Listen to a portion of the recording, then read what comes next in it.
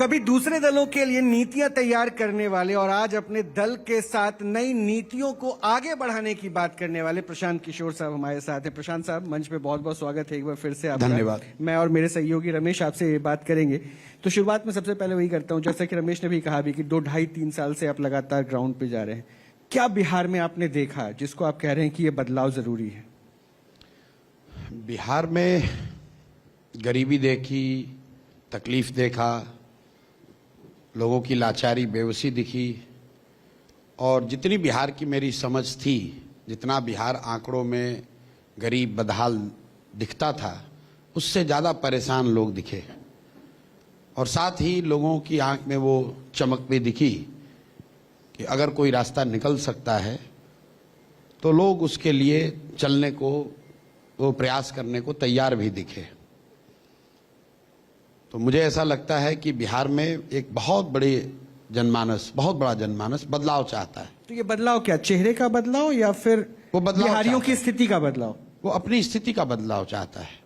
और वो ये बात तो समझ ही रहा है कि बदलाव तो तभी होगा जब यहाँ की व्यवस्था बदलेगी। वो व्यवस्था का बदलाव चाहता है, उसको किसी दल से मतलब नहीं। वो जन स्वराज का समर्थक है ये जरूरी नहीं, वो किसी का विरोधी है ये जरूरी नहीं। वो अपनी स्थिति से निकलना चाहता है, वो अपनी स्थिति में बदलाव चाहता है। और अगर मैं उसको क्वांटिफाई करूं तो मेरी जो समझ है कि 60% से ज़्यादा लोग ऐसे हैं बिहार में जो चाहे किसी भी जाति के हों, धर्म के, दल के हों, वो बदलाव चाहते हैं। अब इसका मतलब ये नहीं है कि वो हर व्यक्ति जन स्वराज को चाहता है, लेकिन जो बदलाव चाहने वालों की संख्या वो बहुत बड़ी है। उसमें से एक बड़ा वर्ग जन स्वराज की ओर देख रहा है, जन स्वराज की चर्चा कर रहा है, इसकी बातों को कई स्तर पर एप्रिशिएट भी कर रहा है। लेकिन वो जाकर वोट करेगा कि नहीं, it still requires a leap of faith. Okay. क्योंकि इसलिए नहीं कि जैसा लोग बताते हैं कि बिहार जातियों में बटा है और यहाँ बहुत बड़े दल हैं, ये बात नहीं है। इट्स बिकॉज जो लेवल ऑफ होपलेसनेस है, जब आप 30-40 साल तक एक स्थिति में जकड़ के रह जाते हैं तो उससे निकल, आपको सामने रास्ता दिखता है तो आप अपने जजमेंट पे, अपने विजडम पे भी डाउट करते हैं कि ये हो सकता है क्या। तो उस होपलेसनेस से निकालना वो बहुत बड़ी चुनौती है, और कोई दूसरी चुनौती यहां नहीं है। तो वरना लोग तैयार हैं। प्रशांत जी, वो जो इश्यूज जो आपने रोजगार का, एजुकेशन का, माइग्रेशन का, आपको लग रहा है कि पब्लिक को आप आकर्षित कर पा रहे हैं कि कास्ट लाइन पे वोट करने वाला बिहार इश्यूज पे वोट करेगा? देखिए, पहली बात तो ये बात हम लोग 3 साल से समझाते समझाते मैं थक गया हूं कि बिहार में जाति की प्रधानता वोट के नजरिए से दूसरे राज्यों के मुकाबले ज्यादा नहीं है। जाति एक महत्वपूर्ण फैक्टर है, लेकिन जाति एकमात्र फैक्टर नहीं है। कम से कम आंकड़े ये नहीं बताते, क्योंकि जब जब इस देश में लोगों ने जाति से ऊपर उठकर वोट किया तो बिहार के लोगों ने भी जाति से उठकर वोट किया। अगर 84 में इंदिरा जी की मृत्यु के बाद कांग्रेस की लहर पूरे देश में थी तो बिहार में भी उनका लहर दिखा, बिहार में भी सभी लोगों ने जाति से ऊपर उठकर राजीव जी को वोट किया। अगर 1989 में बीपी सिंह जी को लोगों ने वोट दिया, कम से कम नॉर्थ एंड वेस्ट इंडिया में, तो बिहार में भी लोगों ने दिया। अगर 2014 में मोदी जी की लहर आपको दिखी तो बिहार में भी दिखी। 2019 में अगर पुलवामा के नाम पर वोट पड़ा तो बिहार में भी उस नाम पर वोट पड़ा। तो जब आप लोग ये बात कहते हैं बिहार में जाति थोड़ी ज्यादा है, तो आंकड़ों से it's not backed by data. क्योंकि डिग्री ज्यादा तब मानते कि भाई 14 में पूरा देश मोदी को वोट दे दिया लेकिन बिहार में लोगों ने जाति पर दिया, तो मैं मान लेता कि अलग है।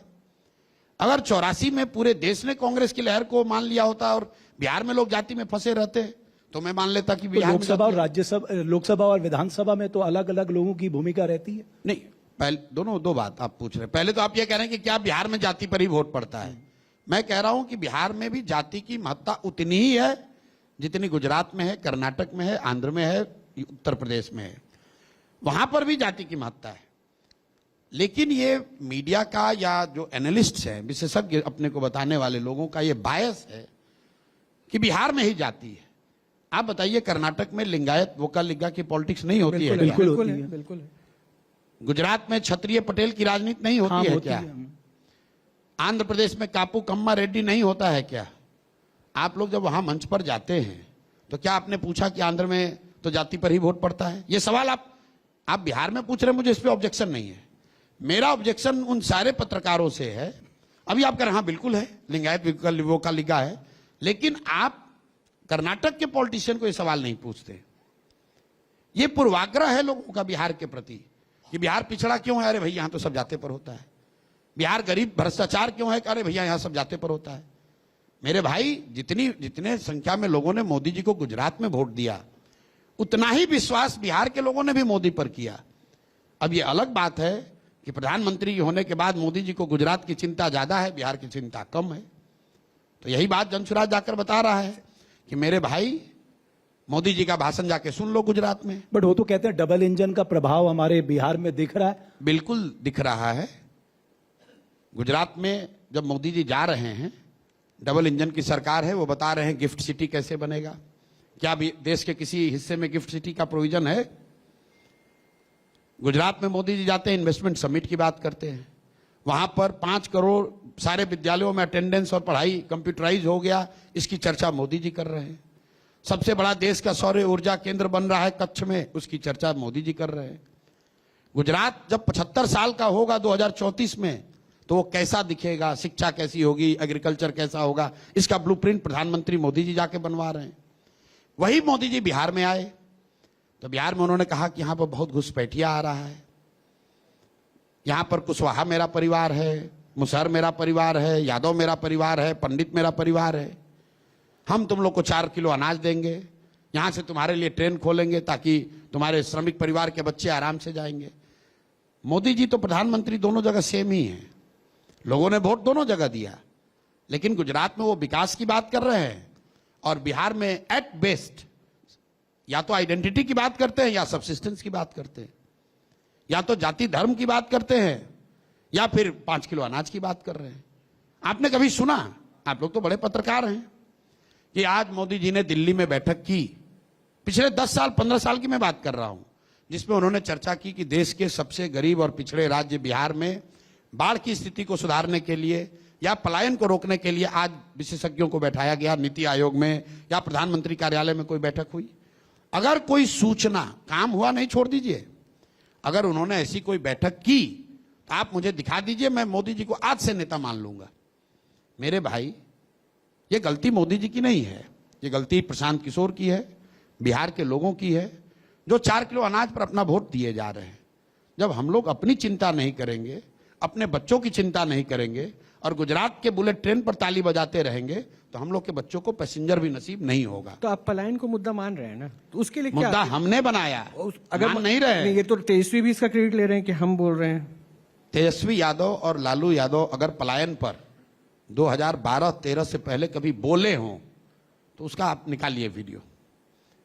मेरे भाई, ये जीवन भर ये लोग ये कहते रहे हैं कि बिहार के बच्चे अगर बाहर नहीं जाएंगे, बिहार का युवा बाहर नहीं जाएगा तो दिल्ली की व्यवस्था ठप हो जाएगी, बॉम्बे में ट्रेन रुक जाएगी, वहां पर सफाई नहीं होगा, कचरा फैल जाएगा। ये पहली बार प्रशांत किशोर ने, जनसुराज ने इस बात को कहा कि बाहर जाकर मजबूरी में कहीं काम करना, सब्जी बेचना, सफाई का काम करना, खेतों में काम करना, मजदूर के तौर पे काम करना गौरव की बात नहीं है, ये हम लोग के लिए शर्म की बात है। ये पहला जनसुराज दल है जो ये बात कहता है। किसी बिहार के नेता ने आज तक ये नहीं कहा है, सामाजिक कमेंटेटर, सोशल साइंटिस्ट ने भी नहीं कहा है। ये प्रशांत किशोर ने सबसे पहले कहा कि ये गौरव का नहीं, ये हम लोग के लिए शर्म की बात है और ये बदलना चाहिए। तेजस्वी यादव को पलायन की क्या समझ है? पलायन का परिभाषा जरा पूछिए तो। आए थे आपके मंच पे? हमारे मंच पे मंत्री थे लेकिन वो आए नहीं आए। जब अगली बार आप मिले तो पूछिए कि मतलब माइग्रेशन और डिस्ट्रेस माइग्रेशन में क्या फर्क है। भाई बताओ, आप तो कह रहे हैं तेजस्वी यादव पलायन को मुद्दा मानते हैं। मेरे भाई, लोग स्वेच्छा से हर राज्य से दूसरे राज्य में जाते हैं। इंडिया से लोग अमेरिका जा रहे हैं, इंग्लैंड जा रहे हैं। बात यहां डिस्ट्रेस माइग्रेशन की हो रही है, जहां पर मजबूरी में अपने बच्चों का पेट पालने के लिए लोगों को 10-12 हजार रुपए के लिए अपना घर परिवार छोड़कर बाहर जाना पड़ता है। उस पलायन की बात जनसुराज कर रहा है। जो 2.5 लाख करोड़ रुपया पूंजी का पलायन हो रहा है, उस पलायन की बात जन स्वराज कर रहा है। जरा पूछिए तो यहाँ बिहार के नेताओं से कि ये पूंजी का पलायन क्या चिड़िया का नाम है, किस चिड़िया का नाम है? नहीं तो मुझे ये भी बता दीजिए ना कि अरे ठीक है, अभी तो आपने अभी उप मुख्यमंत्री का आए थे यहाँ, वो आपको कह रहे थे, आपको भी बहुत कुछ बोल के गए हैं। मैं आता हूं उस पे। आ लेंगे, हमको क्या बोले छोड़िए। आपको उनसे ये पूछना चाहिए था कि प्रशांत किशोर पिछले 3 साल से कह रहे हैं कि 2.5 लाख करोड़ रुपया हर साल बिहार से यहां से बैंक ट्रांसफर कर रहे हैं दूसरे राज्यों में, जिसको मैं पूंजी का पलायन कहता हूं। जरा पूछिए तो यहाँ के फाइनेंस मिनिस्टर को, यहाँ के उप मुख्यमंत्री को, उसको अगर पता हो कि सीडी रेशियो होता क्या है, कि बिहार में सीडी रेशियो है कितना, कि पिछले साल जो 4.25 लाख करोड़ रुपया बिहार के लोगों ने जमा किया बैंक में, वो पैसा कहां गया, जरा पूछिए तो सही। आप कह रहे हैं कि उनको पलायन की समझ है। नहीं, लेकिन वो कह रहे हैं तो साहब हम एड्रेस कर रहे हैं, हमने 1 लाख करोड़ को अगले 5 साल में नौकरी देंगे, 50 ना। लाख लोगों को इस 5 साल में हमने नौकरी दी है। बहुत बहुत अच्छी बात है। पिछले 20 साल में क्या किया? 20 साल लूटने से मन नहीं भरा, अभी 5 वर्ष और बेवकूफ बनाना चाहते हो? आप बताइए कि 20 बरस सम्राट चौधरी भाजपा के नेता हैं अभी इस कालखंड में, तो दल बदलने वाले नेता हैं लेकिन अभी भाजपा के नेता हैं। तो भाजपा के नेता मोदी जी 2010 में बने, 2002 में बने गुजरात के मुख्यमंत्री। और उनके पूरे भाषण वक्तव्य आप सुन लीजिए। वो ये कहते हैं कि 2002 में जब गुजरात में मैं आया तो गुजरात भूकंप की चादर ओढ़कर सोया हुआ था, और लोग मुझसे ये कह रहे थे कि मोदी जी और कुछ हो चाहे ना हो, कम से कम शाम के वक्त बिजली आ जाए ताकि खाने के लिए, बच्चों के पढ़ाई के लिए उतनी सुविधा हो जाए। और 10 साल में उनका दावा है कि उन्होंने गुजरात को ट्रांसफॉर्म कर दिया। गुजरात के मॉडल की चर्चा देश दुनिया में होनी चाहिए, ऐसा वो लोग समझते हैं। बट गुजरात तो हमेशा दोनों से में अच्छी इकोनॉमिक ग्रोथ रही। फिर आप उलट गए यार, मोदी जी की बात को काट रहे हो। मैं नहीं काट रहा, बोलिए ना। मोदी जी ने कहा कि 2002 से पहले गुजरात भूकंप की चादर ओढ़कर पड़ा हुआ था, वहां बिजली भी नहीं आती थी। हम नहीं कह रहे, ये मोदी जी ने कहा है। अब आप काटते हैं तो आप समझ लीजिएगा, प्रधानमंत्री की बात आप काट रहे हैं।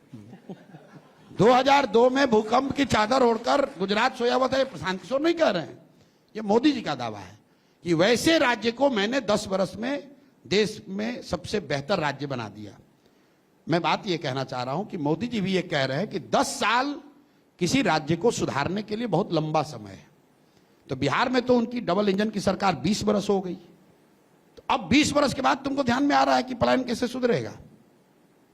और 50 लाख नौकरी रोजगार अगर उन्होंने दिया है तो मेरे भाई हम तो कह रहे हैं कि तेजस्वी ने दिया या नीतीश जी ने दिया या मोदी जी ने दिया, उन 50 लाख बिहार के बच्चों का नाम और पता आप सार्वजनिक तौर पे जारी कर दीजिए, हम लोग भी देख लें कि भाई तो वो क्लासिफिकेशन भी दे रहे हैं, 11.5 लाख सरकारी जॉब, 38 लाख जो है प्राइवेट जॉब। ठीक है, अब कोई भी जॉब हो, आपको एक आंकड़ा बता देता हूं, क्योंकि सम्राट चौधरी को वो आंकड़ा ना मालूम होगा ना आगे समझ पाएंगे। बिहार में चपरासी से लेकर मुख्य सचिव तक कुल जितने सरकारी नौकरी करने वाले लोग हैं उनकी संख्या है 26 लाख। 26,30,000 लोग यहां नौकरी करते हैं। अब 11 लाख नौकरी इन्होंने दे दी, 5 लाख नौकरी तेजस्वी जी ने दे दी। तो भाई मतलब बाकी के लोग क्या कर रहे थे वही अब हम नहीं समझ पा रहे हैं। मतलब ये लोग कुछ भी कह सकते हैं। अगर 26.5 लाख में 15 लाख नौकरी नीतीश जी और सम्राट चौधरी और तेजस्वी यादव ने दे दी, तो बाकी 70 साल में 15 लाख लोग को ही नौकरी मिली। और एक बार को मान लीजिए इनकी बात कि 50 लाख नौकरी दे दी, तो बिहार की आबादी है 13 करोड़। 50 लाख नौकरी दे भी दी तो क्या किया भैया, 3% 4% हुआ। 95% आदमी को तो फिर भी राहत नहीं है। बिहार में 60% लोग भूमिहीन हैं, देश में 38% लोग भूमिहीन हैं। बिहार में लैंडलेसनेस 60% है। आपने क्या पूछा कि भूमिहीनों को जमीन देने की दिशा में आपने क्या काम किया? ये समाजवाद की राजनीति करते हैं, सामाजिक न्याय की बात करते हैं। 1990 से लेकर 2025 हो गया, 35 साल में लैंडलेसनेस बिहार में 1% कम नहीं हुआ। आप बता दीजिए, ये सवाल पूछिए। बिहार में 3% दलित ही 12वीं क्लास पास करते हैं। ये हमारा आंकड़ा नहीं है, जातीय जनगणना कराया है इन लोगों ने, उसी में लिखा जिस जनगणना को कराने में 500 करोड़ रुपया खर्च किया, उस पर राजनीति की, उसको खुद पढ़ा भी नहीं है। उस जनगणना के रिपोर्ट में लिखा है 3% दलित बिहार में 12वीं पास करता है, 5% से कम अति पिछड़ा समाज के लोग 12वीं पास करते हैं, और 7% से कम मुस्लिम समाज के बच्चे 12वीं पास करते हैं। और पूरे समाज को पिछले 35 वर्ष में आरक्षण के नाम पर लड़ा लड़ा कर बर्बाद कर दिया। हम कहते भैया तुम 100% रिजर्वेशन कर दो, लेकिन जो अति पिछड़ा समाज का बच्चा है, जो दलित समाज का बच्चा है, जब वो 12वीं पास ही नहीं करेगा तो आरक्षण मिलेगा कैसे? नहीं प्रशांत जी ठीक है, नहीं, आप- इन दलों ने जो किया, लेकिन आप फिर कैसे कर लेंगे जब डबल इंजन की सरकार नहीं कर पा रही है? कौन सी आपके डबल पास इंजन? विल अगर हो गया, लेकिन अगर गवर्नमेंट, सेंट्रल गवर्नमेंट से आपको हेल्प ही नहीं मिलेगा तो फिर आप क्यों हेल्प करेंगे? चाहिए? क्यों हेल्प चाहिए? तो फंड कहां से लाएंगे आप? फंड मैं यहाँ क्या से मतलब generate- बिहार तो का अभी जो- तक तो कई सरकारें ये रो रही है कि सेंटर से हमें मदद भाई, नहीं मिला। अभी तक की तो कई सरकारों ने ये स्थिति करी है, तभी तो हम लोग इस दुर्दशा में जी रहे हैं। बिहार का जो बजट 3,20,000 करोड़ का है, वो क्या केंद्र सरकार देती है? बिहार सरकार का अपना बजट 3,20,000 करोड़ का है ना। 13 करोड़ लोगों की कोई ताकत नहीं है, हम लोग की कोई सोच नहीं है। सेंटर देगा उसी से काम चलेगा। हम लोग वो लोग हैं जो जनसुराज ने कहा है कि हमको विशेष राज्य का दर्जा भी नहीं चाहिए। ये इसलिए क्योंकि नहीं चाहिए। विशेष राज्य का नहीं दर्जा चाहिए। हमेशा हर कोई मांगता रहा। नहीं चाहिए, उसकी जरूरत नहीं है। बट प्रशांत जी ये तो बड़ी विशेष राज्य के दर्जा से क्या हो जाएगा? विशेष राज्य की दर्जा को पहले आप समझिए, उससे क्या होता है। विशेष राज्य के दर्जा से इतना ही होगा कि जो सेंटर की स्कीम्स हैं 90s उसमें सेंट्रल गवर्नमेंट का प्रोविजन जो है वो 60 से बढ़कर 90 हो जाएगा। मान लीजिए मनरेगा को आप ले लीजिए, आपने सेंटर का अभी है कि भाई 40% आपको फंड देना है, 60% मनरेगा दिल्ली से आता है। अगर स्पेशल स्टेटस आपको मिल गया तो आज मनरेगा में पिछले साल बिहार का यूटिलाइजेशन है 39%। तो अगर केंद्र सरकार का कंट्रीब्यूशन बढ़ भी जाए तो आपका तो यूटिलाइजेशन की कैपेसिटी नहीं है। जब आप उस सेंटर का कंट्रीब्यूशन 60 हो या 90, और जो पैसा आया उसमें 40% तुमने लूट लिया, घूस लिया, तो सेंटर का पैसा अगर आता भी ज्यादा तो यहां ज्यादा लोग लूटपाट मचाते। मेरे भाई सिर्फ सेंटर के पैसा आ जाने से थोड़ी ना सुधार हो जाएगा। पिछले साल बिहार में 61,000 करोड़ रुपया अनयूटिलाइज्ड गया है, अपना फंड। आप कह रहे फंड नहीं है, भाई आप लोग सीनियर पत्रकार हैं, मैं बोलूंगा, लोग कहता है भाई पत्रकारों पर आप झल्लाते हैं। Government on record 61,000 crore has gone unspend, और आप कह रहे हैं कि पैसा कहां से लाओगे? ये वही आपका पूर्वाग्रह है, बिहार में तो पैसा है नहीं। तो मतलब आप कह रहे हैं कि इनके पास विल नहीं था? हैं? इनके पास विल नहीं था करने का? बिल नहीं, it's what I call in Bihar it's power of inertia. काम नहीं करना है, काम नहीं करना है यार। चोरी जितना आया उसी में चोरी कर लो, ज्यादा चोरी करने के लिए भी काम नहीं करना है। और ये कोई बिहार की स्थिति ऐसी बात नहीं है। दुनिया भर के जितने डेवलपमेंटल इकोनॉमिक के मॉडल आप देखेंगे, कई राज्य जब इस तरह की गरीबी के कुचक्र में फंस जाते हैं तो लोग जो है उसी में लूटपाट कर रहा है, उसको बढ़ाने का, केक को बड़ा करने का प्रयास ही नहीं है। ऐसा नहीं कि महाराष्ट्र में, तमिलनाडु में, कर्नाटक में करप्शन नहीं है। शायद in terms of magnitude the corruption is more in Karnataka, Maharashtra, Tamil Nadu than Bihar, लेकिन as proportion of the total budget Bihar में करप्शन ज्यादा है। क्यों? क्योंकि तमिलनाडु में बजट है 7 लाख करोड़, बिहार में बजट है 3 लाख करोड़। अब यहां 3 लाख को इसको बढ़ाना नहीं है, इसको जो है इसी में से लूटना है। बट प्रशांत जी, इसीलिए मर रहे हैं हम लोग। प्रशांत जी एक बात जो आपने कही ना कि सेंटर को हम यहां से व्यवस्था कर लेंगे, बट सर इसमें से भी अगर आप देखेंगे स्टेट ओन रेवेन्यू रिसोर्सेज जो है वो 60 से 70 हजार करोड़ मेरे है। भाई देखिए, मेजॉरिटी एक तो तो आप सेंटर ही पहले दे रहा है। एक बात समझ लो कि जो सेंटर से पैसा स्टेट को मिलता है वो कोई सेंटर एहसान नहीं कर रहा है, टैक्स कलेक्ट हो रहा है। उसमें फिनेंस कमीशन का एक रिकमेंडेशन है, फॉर्मूला होता है, उतना पैसा टैक्स में आपको राज्यों को भेजना ही भेजना है। अगर 42% पैसा फिनेंस कमीशन ने बनाया हुआ है कि ये पैसा राज्यों को जाएगा, तो सरकार चाहे मोदी जी की हो या आपकी हो, वो 42% पैसा बिहार का देना है, क्योंकि वो टैक्स का कलेक्शन बिहार में हो रहा है। वो कोई एहसान नहीं कर रहा है। ये तो नेता खड़े होकर भाषण देते हैं कि हमने इतना पैसा भेजा, अपने पिताजी का पैसा थोड़ी भेजे हो भाई। जो पैसा यहां से कलेक्ट होके जाता है, बिल्कुल सही बात। उसी में से तो आप सेंट्रल जो पूल बनता है, उस पूल से आप डेवोल्यूशन का फॉर्मूला है, और वो फॉर्मूला हम लोग नहीं बनाते हैं। एग्री कर रहा हूं आपकी बात एक मिनट से। रुकिए। फिनेंस कमीशन जो स्टैट्यूटरी बॉडी है, केंद्र सरकार बनाती है, वो हर 5 साल पर ये फॉर्मूला तय करते हैं और ये बताते हैं कि किस राज्य को कितना पैसा मिलेगा। एक मिनट रुकिए। जीएसटी आया, पहले बिहार को बैकवर्ड रीजन ग्रांट मिलता था, अब नहीं मिलता है, वो चाहे मोदी जी की सरकार हो या किसी की सरकार हो। As proportion of total central pool there has been no increase in central grant to और सेंट्रल सपोर्ट टू बिहार। ये बेवकूफ नेता यहां आकर, बट सर वो आप इतनी ग्रोथ अरे सुनो तो मेरी कहेंगे। बात भाई, सुनो मेरी बात। आप अगर आप सवाल टेक्निकल पूछ के समझना चाहते हो तो समझिए, नहीं तो दिन भर आप नेताओं से बात कर ही रहे होंगे, प्लीज। वो आपको समझा ही रहे होंगे यहाँ का जाति का समस्या। मेरे भाई ऐसा है कि as proportion to the central pool Bihar का एलोकेशन 1% भी नहीं बढ़ा है पिछले 10 साल में। अब सम्राट चौधरी जैसे नेता, भाजपा के नेता आकर कहेंगे कि मोदी जी ने 5 लाख करोड़ रुपया दे दिया। अरे भाई, तो सेंट्रल का बजट भी तो 12-15 लाख करोड़ से बढ़ के 45 लाख करोड़ हो गया, वो तो नॉर्मल चीज है। बिहार में नीतीश जी कहते हैं हम जब मुख्यमंत्री बने थे तो 25,000 करोड़ बजट था, अब 3 लाख करोड़ बजट है। ये आपका कोई, ये तो नॉर्मल इन्फ्लेशन एडजस्टेड ग्रोथ है।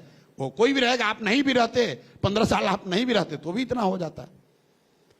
आपकी मुख्य महत्वपूर्ण बात यह है कि 1990 में जब लालू जी मुख्यमंत्री बने तो देश का सबसे गरीब और पिछड़ा राज्य था बिहार।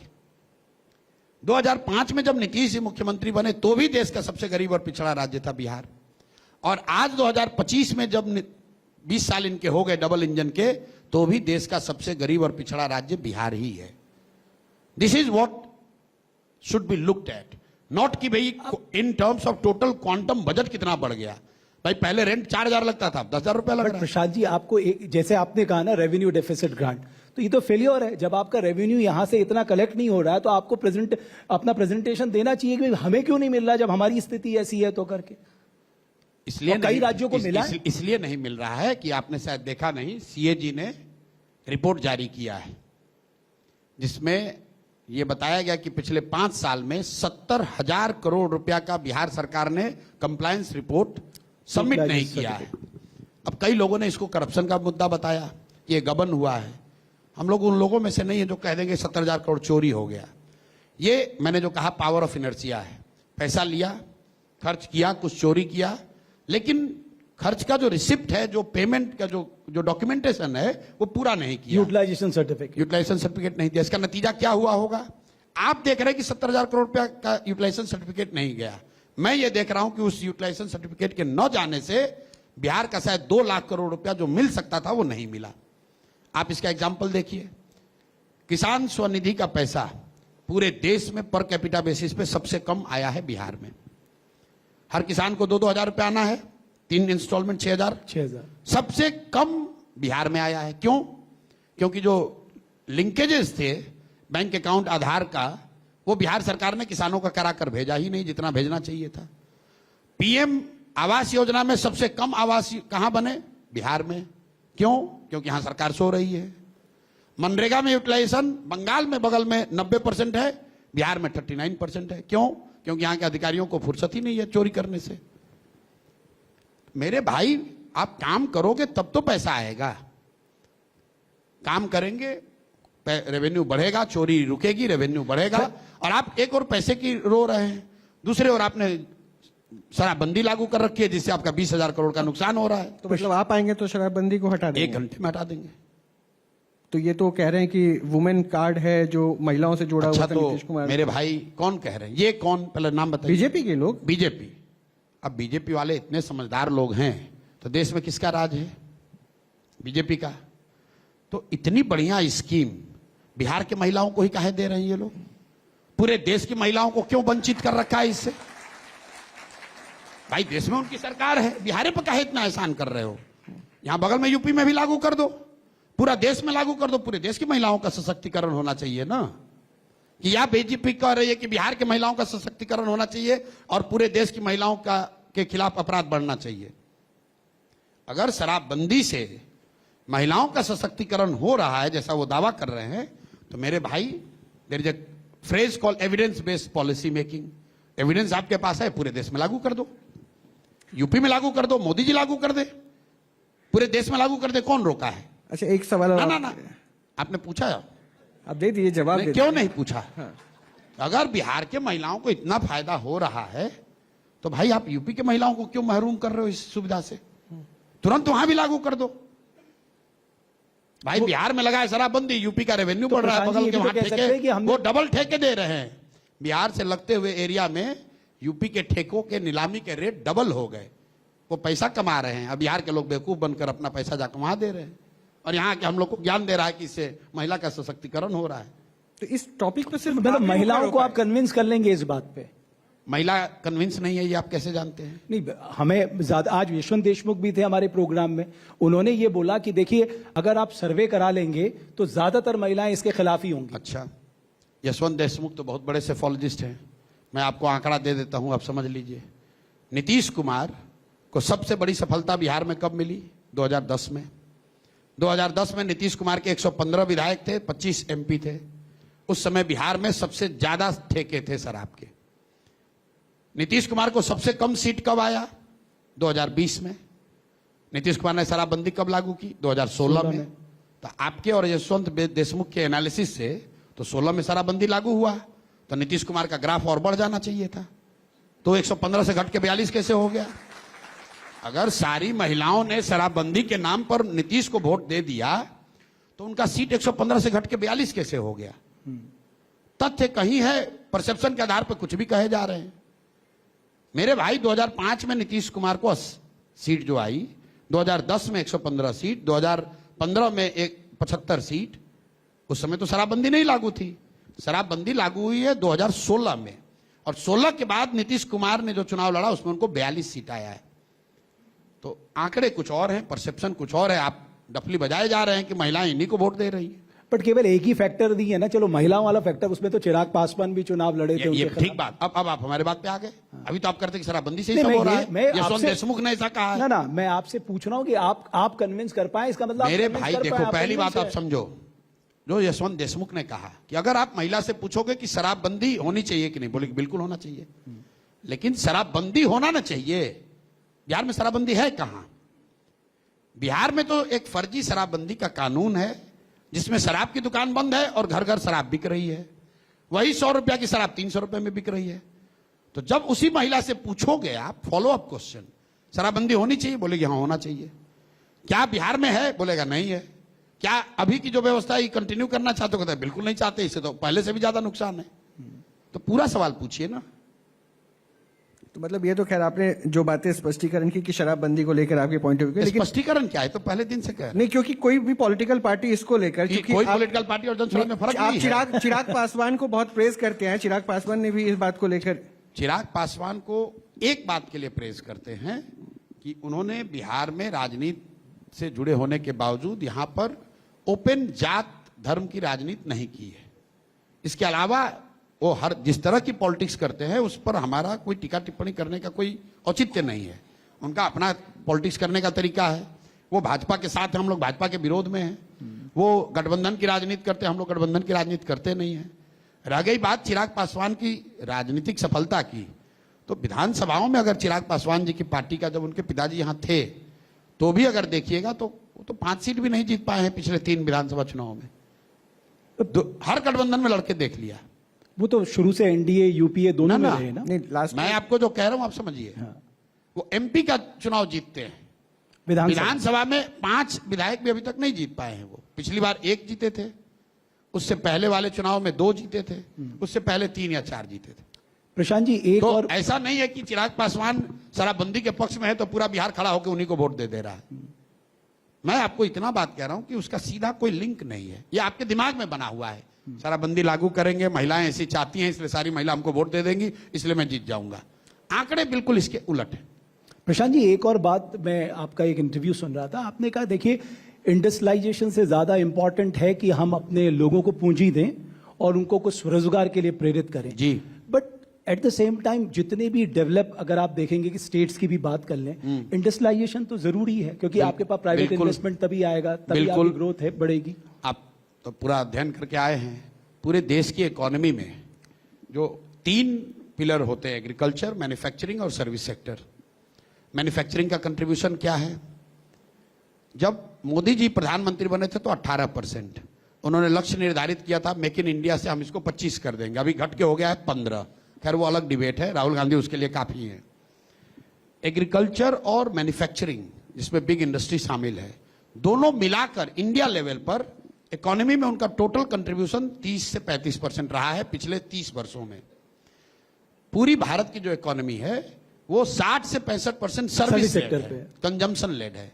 बिहार में भी ये रेप्लिका है, सिर्फ इंडस्ट्री कम है, एग्रीकल्चर थोड़ा ज्यादा है, लेकिन यहां पर भी 60% इकोनॉमी सर्विस सेक्टर है।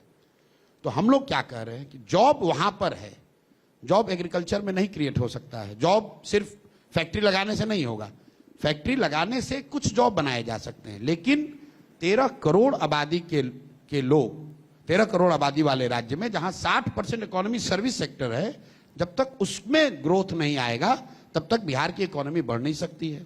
जब तक बिहार की इकोनॉमी नहीं बढ़ेगी तब तक जॉब आएगा नहीं, कंजम्पशन बढ़ेगा नहीं। तो व्हाट वी आर सेइंग कि बिहार में हम लोग व्हाइट कॉलर जॉब चाहते हैं। मैं ब्लू कॉलर जॉब के फेवर में नहीं हूं। अच्छा, मैं ये नहीं चाहता हूं कि जो बिहार का लड़का तमिलनाडु के फैक्ट्री में काम कर रहा है वो आकर बिहार में फैक्ट्रियों में काम करने लगे। मैं ये चाहता हूं कि वहां पर जो सड़क बनाने में काम कर रहा है, जो खेतों में काम कर रहा है, वो यहां आए, ट्रेनिंग ले, यहां वो काम करे जिसको व्हाइट कॉलर जॉब आप कहते हैं। क्योंकि सारा जॉब का ग्रोथ जो है आज और आने वाले समय में वो व्हाइट कॉलर जॉब का है। अच्छा प्रशांत जी, उन बच्चों के लिए क्या विजन आपकी पार्टी लेके चल रही है जो बच्चे बाहर जाके पढ़ रहे हैं इंजीनियर? क्योंकि देखिए बिहारी होने के नाते बच्चा क्या बनेगा, डॉक्टर, इंजीनियर, इसके ख्वाब या यूपीएससी करेगा, ऐसे बच्चे कोटा और इन सब में हब चल रहा है, उनके लिए क्या? हम लोग उच्च शिक्षा को लेकर हम लोग क्या चाहते हैं उसका पूरा ब्लूप्रिंट हमने जारी किया है, लेकिन मेरी प्राथमिकता, फिर वही इंडस्ट्री वाली बात आएगी, आप उसको मिस इंटरप्रेट भी करेंगे कि आप तो कह रहे हैं इंडस्ट्री नहीं लगनी चाहिए। मैं ये नहीं कह रहा हूं कि इंडस्ट्री नहीं लगनी चाहिए।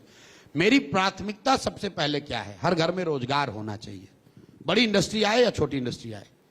आपने कहा दुनिया, आप सिंगापुर चलिए, आप मेरे साथ नॉर्वे चलो, फिनलैंड चलिए, स्वीडन चलिए, न्यूजीलैंड चलिए, दुनिया के 20 ऐसे देश आपको बता सकते हैं जहां कोई एक बड़ी इंडस्ट्री नहीं है, लेकिन हर घर में रोजगार है।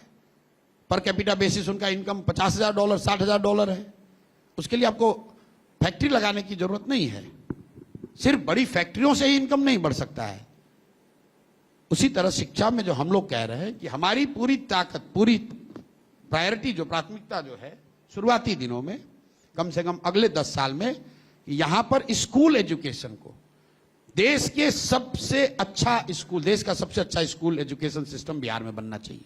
ये हम लोग का लक्ष्य है। जब एक बार बच्चा यहां 12वीं क्लास तक अच्छा पढ़ ले तो उसके बाद वो कोटा जाकर पढ़े या बेंगलोर जाकर पढ़े, उससे दिक्कत नहीं है। दिक्कत अभी यह है कि बिहार में 90% बच्चे 12वीं पास नहीं कर रहे हैं, और जब तक उनको वो नहीं पढ़ाया जाएगा तब तक वो बाहर जाकर मजदूरी। सवाल वही है कैसे, क्योंकि यहाँ तो चरवाहा विद्यालय खोल दिया गया था, लेकिन प्रश्न वही था कि स्कूल तक ला नहीं पाए ना। कभी कभी जो सवाल कर रहे हैं ना उसका कोई रेलेवेंस ही नहीं है। चरवाहा विद्यालय कहाँ है भैया? किसी जमाने में, उसी जमाने की बात मैं कह रहा हूँ, उस जमाने को बीते हुए 25 साल हो गया, लेकिन जंगल राज उसी को दिखा के लोग अभी भी कह रहे हैं। जो कर रहे हैं उनसे पूछिए। 20 साल जो यहाँ पर शिक्षा व्यवस्था नीतीश कुमार ने बढ़ाई, बताइए। आपने कहा पैसा नहीं है, बिहार का एजुकेशन बजट है 77,000 करोड़ का, 77,000 करोड़ पर ईयर। 77,000 करोड़ रुपया खर्च करती है बिहार सरकार यहां के बच्चों के पढ़ाई पर, और 7 अच्छे विद्यालय यहां नहीं है। ऐसा क्यों है? इसके लिए दोनों समाज और सरकार दोषी है। पिछले 2-3 दशकों में, खासकर नीतीश जी के आने के बाद, एक ऐसी सोच बन गई कि जो शिक्षण संस्थान है, समता मूलक शिक्षा नीति बनाने के नाम पर इन्होंने हर गांव, हर मोहल्ले में स्कूल खोल दिए।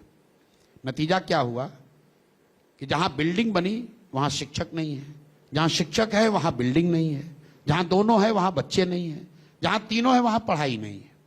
कुछ लोग बताते हैं, आपको बताएंगे कि भैया बिहार में शिक्षा नीति इसलिए खराब है क्योंकि यहां पर खिचड़ी बंटता है स्कूल से। तो मेरे भाई, पूरे देश में स्कूलों से खिचड़ी बंटता है, और बिहार में 6वीं क्लास तक खिचड़ी बंटती है, उसके ऊपर तो नहीं खिचड़ी बंटता है। फिर वहां क्यों नहीं पढ़ाई हो रही है? कुछ लोग आपको ये बताएंगे कि यहां पर जो शिक्षक हैं वो घूस लेके उनका बहाली हुआ है, उनकी क्वालिटी अच्छी नहीं है। तो मेरे भाई आप ये बता दो, पटना साइंस कॉलेज में तो नियोजित शिक्षक नहीं है, यहां पर पढ़ाई क्यों नहीं हो रही है? ये इसलिए नहीं हो रही है कि समाज और सरकार दोनों की प्राथमिकता में कहीं ना कहीं शिक्षा नीचे चला गया, और शिक्षण संस्थाएं ये सिर्फ सरकारी योजनाओं को पाने और बांटने का केंद्र बन गया। तो गांव में अगर आप जाएंगे, वहां पर देखेंगे कि लोग स्कूल, सरकारी स्कूल में नाम सिर्फ इसलिए लिखवा रहे हैं कि हमारे बच्चे को खिचड़ी मिले, पोशाक मिले, साइकिल मिले, कुछ पैसा मिल जाए। और सरकार भी ये समझती है कि चलो इतना पैसा खर्च हो रहा है शिक्षकों पे, तो ये पढ़ा तो रहे नहीं, तो चलो इनसे कुछ दूसरा ही काम करा लो। तो कभी वोटर लिस्ट बनवा रहा है, कभी सफाई का काम करवा रहा है, कभी उनसे मानव श्रृंखला बनवा रहे हैं। तो जो जन सुराज कह रहा है कि हम लोग इस व्यवस्था को बिल्कुल उलट देंगे, और जो स्कैंडिनेवियन कंट्रीज का मॉडल है, where the evidence is rather than taking good school to every village, take children to the good school. और हम लोगों ने पूरे बिहार का अध्ययन किया और ये देखा कि अगर आज जो प्रखंडों की संख्या है 550, जो बढ़कर 800 होनी चाहिए एडमिनिस्ट्रेटिवली, क्योंकि नीतीश कुमार ने उस प्रखंड और जिला की संख्या बढ़ाई नहीं है तो दिक्कत है, लेकिन अगर आज की संख्या भी मान लें तो हर प्रखंड में आप 10 विद्यालय आपको चाहिए, ताकि हर गांव से बच्चा 20 मिनट के अंदर उस स्कूल में पहुंच सके। तो हम लोग ये कह रहे हैं कि जन सुराज आने वाले 10 वर्षों में हर प्रखंड में 5 से 10 ऐसे विद्यालय बनाएगा जो विश्व स्तरीय विद्यालय होंगे, और बच्चों को स्कूल बस की सुविधा दी जाएगी ताकि वो उस विद्यालय में पहुंच सके। मैं 10 वर्ष क्यों कह रहा हूं? क्योंकि हम राजद नहीं है, क्योंकि मैं तेजस्वी यादव नहीं हूं। अगर मुझे 10 विद्यालय बनाने हैं तो उस पर खर्चा करीब करीब 3 लाख करोड़ रुपए आएगा। उतना पैसा है नहीं। हर साल हम लोग 15 से 20 हजार करोड़ रुपया निकाल सकते हैं जिससे कि ये विद्यालय बनाए जाएं, और लक्ष्य ये है कि हर प्रखंड में एक विश्व स्तरीय विद्यालय हर साल बने।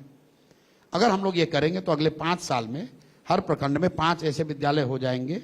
और जो मैपिंग, जियो स्पेटियल मैपिंग हमने कराई है, हमने ये देखा कि अगर 5 विद्यालय भी बन जाए तो 20 से 25 मिनट में हर गांव से बच्चे को वहां पहुंचाया जा सकता है। अब जितने दिन में ये स्कूल और व्यवस्था बनेगी, बाकी बच्चे क्या करेंगे? उसके लिए जनसुराज ने कहा कि जब तक आपके गांव की स्कूल की व्यवस्था नहीं सुधरती है, आप अपने बच्चे को प्राइवेट स्कूल में भेजिए, उसका फीस हम लोग भरेंगे। कुछ लोग बहुत उत्साहित होकर बोले कि अरे इससे तो सब लड़का चला जाएगा, सर प्राइवेट स्कूल में कहां से पैसा आएगा? बिल्कुल गलत बात। पूरे दुनिया का रिसर्च ये बताता है कि अगर प्राइवेट और सरकारी दोनों व्यवस्था हो और दोनों में एक तरह की सुविधा हो, तो ज्यादातर लोग सरकारी विद्यालयों में जाना चाहते हैं, सरकारी अस्पतालों में जाना चाहते हैं। अगर आज बिहार भर के, पटना के लोगों को यह अवसर दे दिया जाए कि आपके बच्चे को मेडिकल करना है, पटना पीएमसीएच से कराओगे या रमैया से कराओगे? रमैया से कराओगे, उसका फीस सरकार भरेगी। 100 में 80 आदमी कहेगा भैया हमको फीस नहीं चाहिए, हमको पटना मेडिकल कॉलेज में एडमिशन चाहिए। तो हम लोग का जो अनुमान है, जो हम लोगों ने स्टडी करा है, कि करीब करीब अगर ये सुविधा दे दी जाए, वाउचर स्कीम जिसको वेस्ट में कहते हैं, कि बच्चा जन्म होता है आपको वाउचर मिल जाता है, आप तय कर लो कि सरकारी में पढ़ोगे कि प्राइवेट में। सरकार को तो खर्च दोनों में देना है। ये आप लोगों का, ये सामान्य पब्लिक का भ्रम है कि सरकारी स्कूल फ्री है। बिहार में प्रति छात्र स्कूली एजुकेशन के लिए, स्कूल एजुकेशन के लिए बिहार सरकार 864 रुपया प्रति माह खर्च कर रही है, और उसी गांव में जो प्राइवेट स्कूल है वो 400 रुपया 500 रुपया फीस ले रहा है। तो हम लोग की सोच ये है कि 1/3 बच्चे हम लोग प्राइवेट में शिफ्ट करेंगे, और कोशिश होगी कि अगले 5 साल में कम से कम 5 अच्छे विद्यालय बने। इतना तो गारंटी है कि अगले 5 साल में बिहार की जो स्कूली शिक्षा व्यवस्था होगी वो देश में सबसे बेहतर होगी, ये तो एकदम गारंटी। प्रशांत जी, अभी क्या था ना कि शुरू में मैंने देखा कि कोई पॉलिटिकल पार्टीज आप पे कोई ओपिनियन नहीं दे रही थी और कोई आप पे कोई टिप्पणी भी नहीं कर रहा था। नहीं, मैं वही तो बता रहा हूं, आपने जानबूझ के बिलो द बेल्ट वार करना शुरू किया ताकि मैं इनको मजबूर कर दूं मुझ पे बोलने के लिए। मतलब आप चोरी करते हैं ये बताना बिलो द बेल्ट है? राजनीति में तो ये वर्ड ही बोला जाता है ना कि आपने बिहार को, गरीब बिहार को लूट कर अमेरिका में घर बना लिया, ऑस्ट्रेलिया में माइंस खरीद लिए, और इसको मैं बता रहा हूं तो मैं बिलो द बेल्ट बोल रहा हूं? आप बताइए। तो आप बिहार जैसे गरीब राज्य में यहाँ के अफसर और बड़े नेता, हम लोगों ने नहीं सुना था कि ये लोग ऑस्ट्रेलिया में, इंग्लैंड में, अमेरिका में प्रॉपर्टी खरीद रहे हैं। इतना पैसा लूट लिया है कि वो पटना में इन्वेस्ट नहीं कर सकते। बिहार में इन्वेस्ट करने के लिए उतना पैसा कंज्यूम करने की जगह नहीं है। मतलब मैं आपको कैमरे पर बहुत जिम्मेवारी से कह रहा हूं कि बिहार में लोगों के लिविंग मेमोरी का ये भ्रष्टतम व्यवस्था अभी चल रहा है। लालू जी के राज में इससे बहुत ज्यादा अपराध था, अपहरण था, गुंडागर्दी थी, हत्या होती थी, लूटमार होता था। लेकिन सरकारी भ्रष्टाचार के मामले में इस सरकार ने पीछे के सारे रिकॉर्ड तोड़ दिए। अब हम लोग उस बात को बोल रहे हैं, तो आप कह रहे हो बिलो द बेल्ट है। नहीं, वो आज तो कह रहे थे कि साहब आप पे डिफॉर्मेशन का केस भी वो करने के नहीं, आज आपको मैं इतना कमजोर दिख रहा हूं कि डिफेमेशन से मैं डर जाऊंगा। मतलब आप लोग डिफेमेशन को तो ऐसे बोल रहे हैं जैसे सुप्रीम कोर्ट ने उनको एक्सोनरेट कर दिया कि भाई आपने गलती नहीं की, आप पर हमने इल्जाम, आप पे आरोप लगाया, आप एक वकील को हायर किए, वो नोटिस बना के भेज दिया, इससे क्या हो गया? जवाब दो पब्लिक को कि तुमने लिया है कि नहीं लिया है। डिफेमेशन नोटिस भेजने से क्या तो अभी आपके वकील ने नोटिस भेजा, हमारे वकील ने उसका जवाब दे दिया। तो अभी तर्कश में, आपके तर्कश में कुछ और तीर हैं इस तरह के? जो तीर लगा है उससे उठ गया। नहीं और हैं। मतलब जो तीर लगा, दिलीप जायसवाल को जो तीर लगा, क्या उससे उठ पाए? नहीं, कुछ क्या और लोग। अभी आ रहा हूं उस पे। मतलब सनातन धर्म में एक चीज सिखाया जाता है कि जो योद्धा मूर्छित हो जाए उस पर बाण नहीं चलाना चाहिए। तो दिलीप जायसवाल को 2 बाण लगाया गया। उनको कहा कि सिखों के मेडिकल कॉलेज को इन्होंने अवैध तरीके से कब्जा किया है और राजेश शाह नाम के एक व्यक्ति की इन पर हत्या का आरोप है। दोनों बात से तो उठ नहीं पाए हैं। अभी तक जवाब ये नहीं दिया, आपके मंच पर भी आकर नहीं कहा कि नहीं हमने कब्जा नहीं किया है, आके चेक कर लीजिए, क्योंकि कब्जा किए हुए हैं। ये नहीं कहा कि हमारी हत्या में हमारा नाम नहीं है, क्योंकि नाम था, नाम है, केस चल रहा है। मंगल पांडे पर हमने कहा कि इन्होंने 25 लाख रुपया, उसका मैंने प्रमाण दिया, बैंकिंग के डिटेल दिए कि इन्होंने घर खरीदने के लिए खर्च किया, लिया पैसा दिलीप जायसवाल से। तो उन्होंने मान लिया कि हाँ भाई लिए थे, पिताजी के अकाउंट के थ्रू लिए थे, बहुत हमारे पास पैसा नहीं था इसलिए लिए थे। तो हमने फिर अकाउंट जारी कर दिया कि आप कह रहे हो कि हम इतने ईमानदार हैं कि 25 लाख रुपया दिलीप जायसवाल से कर्ज लेके घर खरीदे हैं, और जिस अकाउंट से आपकी पत्नी के अकाउंट से घर खरीदा गया उसी अकाउंट में 2 करोड़ 22 लाख रुपया जमा हुआ है। तो 2 करोड़ 22 लाख रुपया जमा है और 25 लाख रुपया दूसरे से कर्ज ले रहे हो, बड़ा नया इकोनॉमिक्स है। तीसरी बात हम लोगों ने सम्राट चौधरी जी के लिए कही, जो अभी शायद यहां आए थे, मुरेठा मंत्री। कभी मुरेठा खोलते हैं, कभी मुरेठा बदलते हैं, पहनते हैं। आप बताइए, आप लोग तो देश के चैनल हैं, कोई ऐसा उप मुख्यमंत्री या बड़ा नेता जिसने पिछले 20 वर्ष में अपना नाम 3 बार बदला हो? इनका पहला नाम सम्राट कुमार मौर्य, इन पर मर्डर केस हुआ और ये 3 महीने जेल में गए। जेल से इसलिए नहीं निकले कि इन्होंने मर्डर किया था कि नहीं, जेल से इसलिए निकले कि इन्होंने वहां पर दस्तावेज सबमिट किए कि ये नाबालिग हैं, ये 15 साल इनकी उम्र है, और जुवेनाइल कोर्ट ने वो राहत दी। ध्यान रखिए, केस से बचे नहीं, जुवेनाइल कोर्ट ने इनको वहां से बेल दिया है। और उस बात की चर्चा उन्होंने कभी की है? अभी मैंने कहीं सुना कि कह रहे कि हमको तो लालू जी ने फंसाया था। आज भी कह रहे थे। सुन लो, अब तो उसका जवाब सुन लीजिए। ये तब समता पार्टी में थे, 95 की घटना है। इनके पिताजी शकुनी चौधरी चुनाव लड़ रहे थे, काउंटिंग का दिन था। सदानंद सिंह जो उनके ओपोनेंट थे, कांग्रेस के कैंडिडेट थे, उनके घर पर जाकर बमबारी हुई, 6 लोगों की मृत्यु हुई। 2 लोग, सदानंद जी और एक और उनके साथी, घायल हो गए। उनको एम्बेसडर कार से उठा के, कार का नंबर भी आपको दे दूंगा, उठाकर उनको हॉस्पिटल ले जाया गया। वहां पर ये दोबारा लोग गए, वहां पर हमला किया, उनकी हत्या कर दी। अरेस्ट कौन हुआ? सम्राट चौधरी और इनके साथी। शकुनी चौधरी जी वो चुनाव जीत गए, वो यहां आए, तब वो समता पार्टी में थे और डिफेक्ट करके लालू जी के पार्टी में चले गए, तब उनका वहां से जान बचा। ये उल्टा बात कह रहा है कि लालू जी ने हमको फंसाया, लालू जी ने तुमको निकाला, नहीं तो उसी जेल में रह जाते।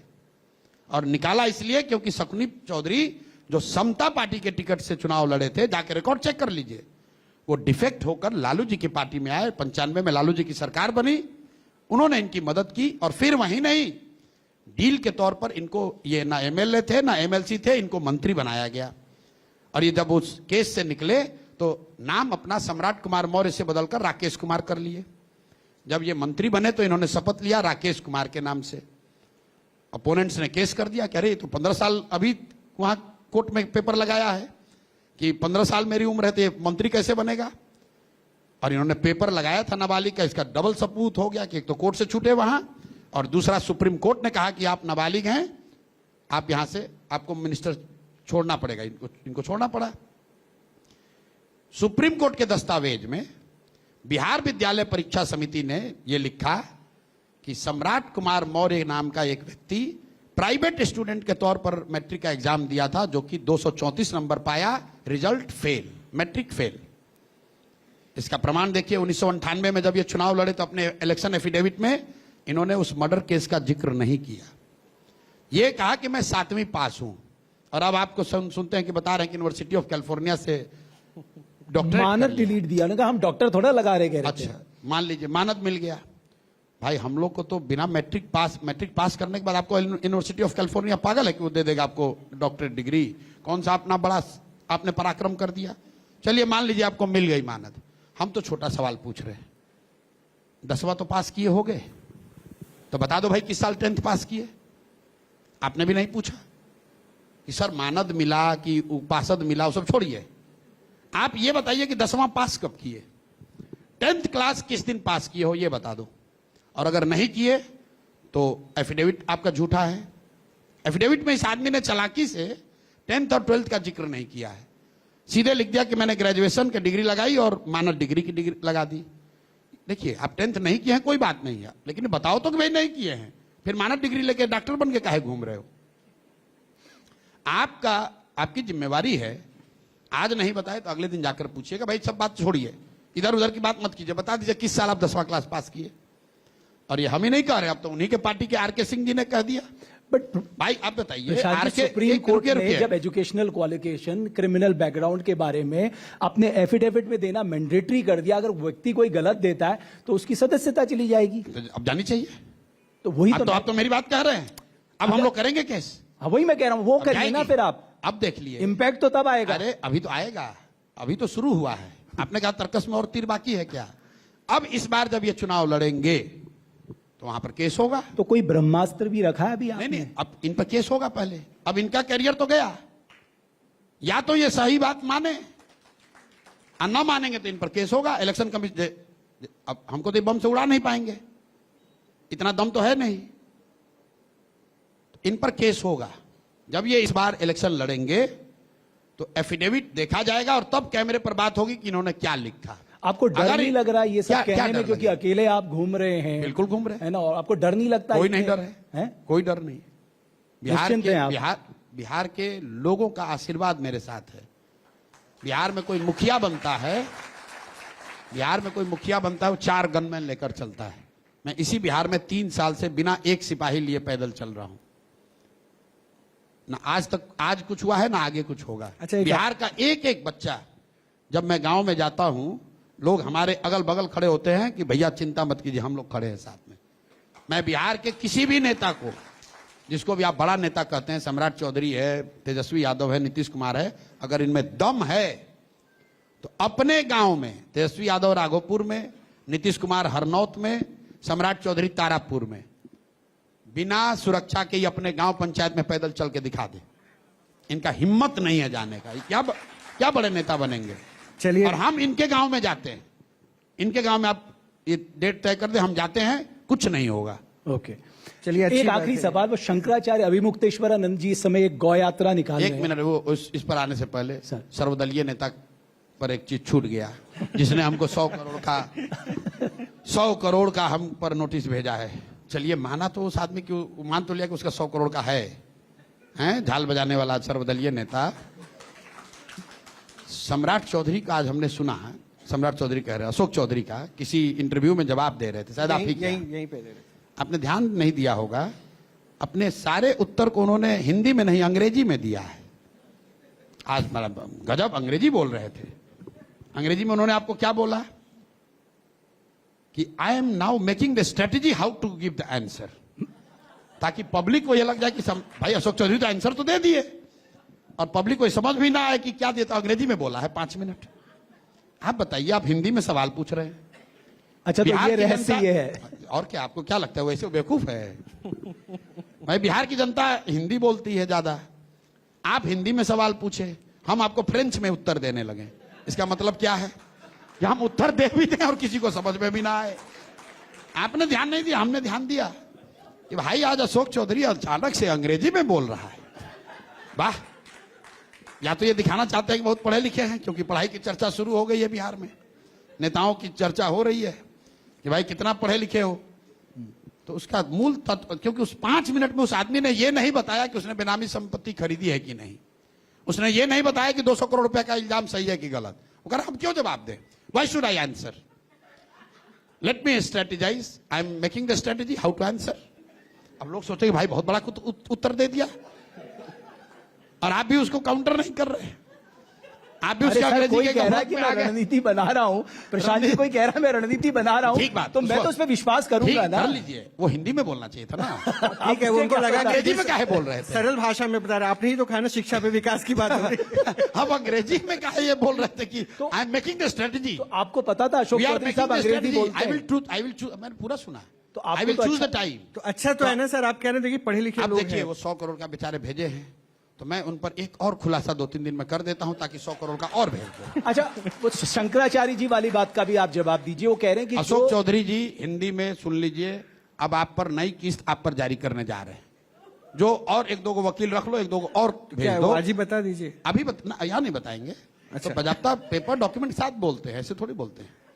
तो इंतजार ये करें। 100 करोड़ से हमको डराने की कोशिश कर रहे हो, ऐसा एक नेता है, ये अपना जीवन अहंकार है या खपा रहे हैं। आत्मविश्वास है? अहंकार नहीं है, जिम्मेवारी है। पर मुझे लगता है कि इस तरह का आप आने लग गया है।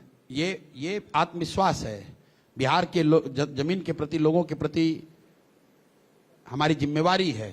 लोग, हम चलते हैं तो लोग कहते हैं भैया आप पर बहुत भरोसा है, धोखा मत कीजिएगा, पीछे मत हटिएगा भैया, कुछ हो जाए पीछे मत हटिएगा। लोग बताते हैं इसलिए खड़े हैं। यही वजह है कि जुलाई से लेकर अब तक आपके कैंडिडेट फाइनल, क्योंकि आपने जुलाई का डेट कहा था कि 243 चेहरे मिल जाएंगे, यही वजह है कि बिल्कुल फाइनल है, लेकिन जैसा कि आप लोग बताते हैं वैसी स्थिति है नहीं कि दल में जो हम चाहेंगे वही हो जाएगा। दल में चर्चा हुई, हम लोगों ने और कुछ और साथियों ने प्रस्ताव रखा कि भाई जुलाई में कैंडिडेट जारी कर दिया जाए, लेकिन बहुमत ने, लोगों ने कहा कि नहीं नहीं जुलाई में नहीं किया जाएगा, 2 महीना रुक के किया जाए, तो मानना पड़ता है। एक शंकराचार्य जी वाले जो लेकिन इस पर सबकी सहमति है कि किसी दल से पहले जनस्वराज का कैंडिडेट घोषित होगा और वो हो जाएगा।